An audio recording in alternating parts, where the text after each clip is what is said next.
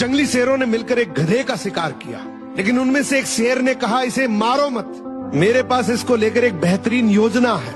उस योजना के तहत शेरों ने गधे को अपने साथ रखा, उसकी देखभाल करके उसका विश्वास जीत लिया।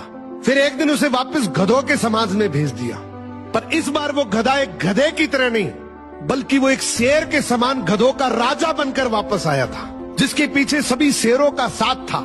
इसलिए बाकी सारे गधे इससे डरने लगे और उसके खिलाफ बोलने से कतराने लगे। अब शेर जब जब उस गधों के झुंड को देखने आते, ये गधा अपने ही समुदाय के गधे को शेरों को खाने के लिए दे देता। ये गधा गधों के बीच तो एक शेर जितना ताकतवर बन गया था, लेकिन शेरों के बीच वो अब भी एक गधा ही था। ये अपने जैसों पर तो राज करता था, लेकिन ये एक ऐसी ताकत से जुड़ा हुआ था जिससे वो बचकर भाग नहीं सकता था।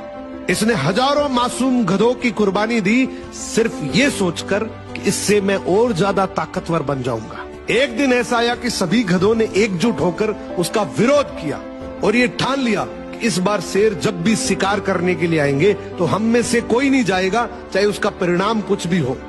अगले दिन जब शेर आए तो ये गधा अकेला ही खड़ा था, इसके पास कोई दूसरा झुंड नहीं था। तो गधे ने शेरों से विनम्रता से कहा कि देखो साहब, मेरा खौफ अब खत्म हो गया, मेरी कोई बात नहीं मान रहा।